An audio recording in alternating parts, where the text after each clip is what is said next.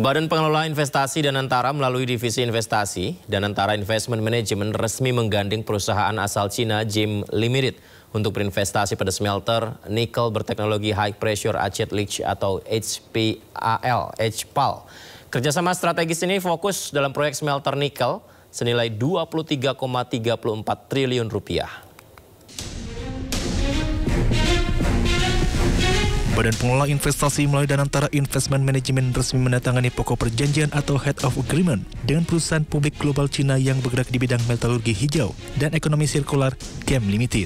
Danantara dan GEM Ltd perusahaan asal Cina sepakat bekerjasama menggarap proyek penggalian nikel dengan teknologi High Pressure Acid Leach atau HPAL dengan nilai investasi mencapai 1,42 miliar dolar Amerika Serikat atau sekitar 23,24 triliun rupiah di Sulawesi Tengah.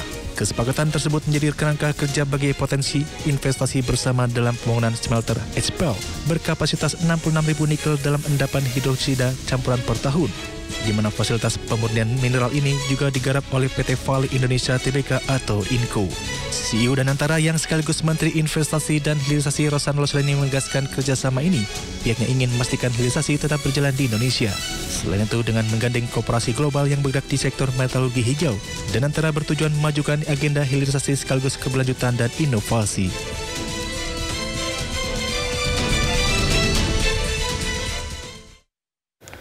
Presiden Prabowo Subianto dukung pengembangan government technology atau GovTech. Ketua Dewan Ekonomi Nasional Luhut Binsar Panjaitan pun ditunjuk khusus memegang mandat memimpin percepatan transformasi digital di pemerintahan. Penugasan Ketua Dewan Ekonomi Nasional Luhut Binsar Panjaitan ini menempatkannya sebagai penasihat khusus Presiden bidang digitalisasi dan teknologi pemerintahan. Luhut diangkat tertuang dalam Peraturan Presiden Nomor 83 Tahun 2025 tentang Komite Percepatan Transformasi Digital Pemerintah. Posisi strategis ini diharapkan mendorong efisiensi dan modernisasi layanan publik. Disampaikan melalui sistem GovTech, penyaluran program pemerintah seperti bantuan sosial akan semakin akurat.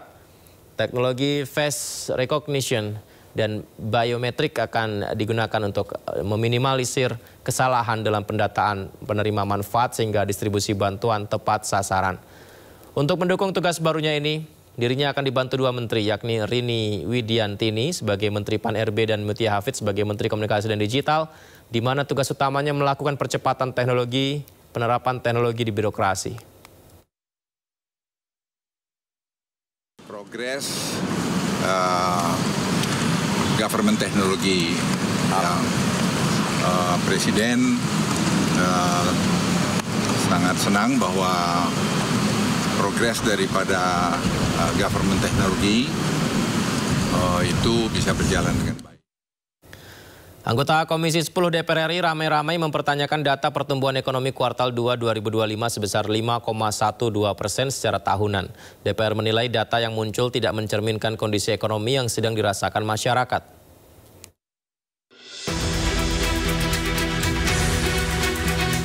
Dalam rapat dengar pendapat dengan Kepala Badan Pusat Statistik Amalia Adininggar Widyasanti, anggota Komisi 10 DPR RI ramai-ramai mempertanyakan data pertumbuhan ekonomi kuartal 2 2025 yang mengejutkan banyak pihak.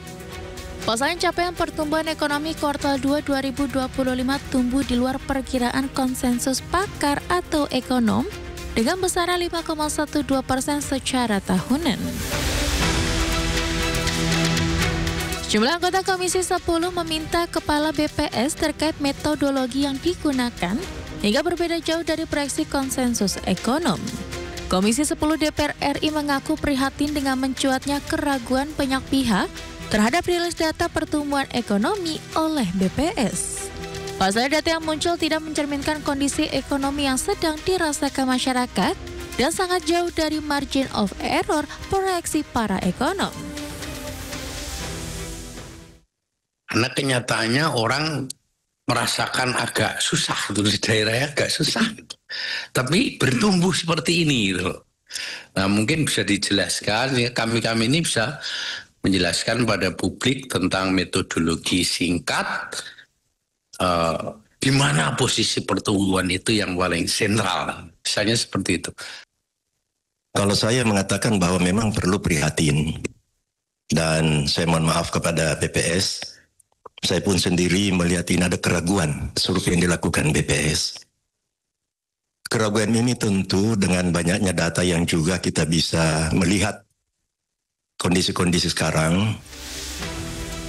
Komisi 10 DPR RI khawatir efek dari kelirunya penyajian data akan membuat pemerintah salah dalam mengambil kebijakan.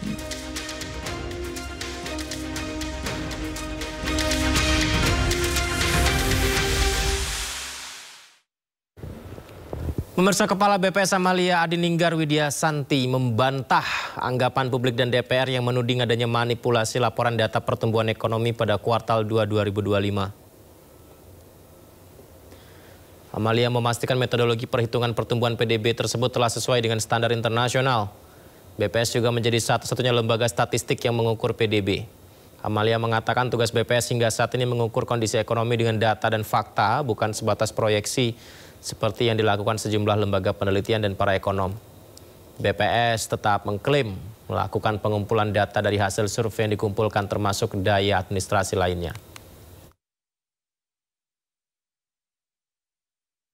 BPS tugasnya adalah mengukur dengan data dan fakta. Kami tidak melakukan proyeksi. Dan kami juga tidak menghasilkan statistik ini dengan asumsi ataupun persepsi. Kami adalah satu-satunya lembaga statistik resmi negara yang menghasilkan PDB dengan cara mengukur dan mengumpulkan melalui 1058 variabel yang kami gunakan.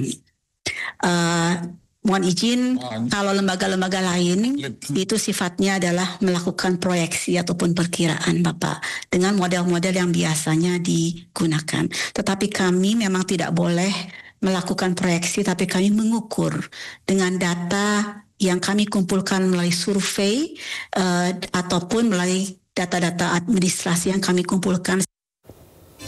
Presiden Prabowo Subianto meresmikan dan membuka pameran Asosiasi Pemerintah Kabupaten Seluruh Indonesia Otonomi Expo 2025. Pameran yang digelar sejak 2005 ini memperlihatkan potensi investasi, perdagangan, pariwisata, dan pengadaan dari seluruh pemerintah kabupaten di Indonesia. Presiden Prabowo tiba di Nusantara Hall AIS BSD pada pukul 10 pagi tadi didampingi Mensesnek Prasetyo Hadi, Seskap Teddy Indrawijaya, dan Mendagri Tito Karnavian. Sebelum meresmikan pameran, Presiden terlebih dahulu memberikan pengarahan kepada para kepala daerah dan jajaran Kementerian Dalam Negeri. Prosesi pemukulan gong menandai dibukanya pameran disambut meriah oleh tamu undangan yang berjumlah 1.500 orang. Usai peresmian, Presiden Prabowo didampingi sejumlah menteri dan pengurus Apkasi meninjau langsung kios-kios pameran yang menampilkan produk unggulan dari 299 daerah.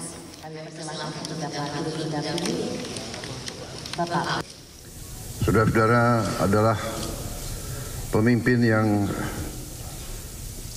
dekat dengan rakyat. Bersama camat, bersama kepala desa, saudara-saudara adalah yang paling dekat sama rakyat. Saudara-saudara adalah seharusnya yang paling tahu denyut nadi rakyat. Saudara-saudara seharusnya yang paling peka terhadap kesulitan rakyat. Kunci pembangunan bangsa kita, sebagaimana pembangunan semua bangsa di dunia, kuncinya adalah dalam pemerintahan yang baik.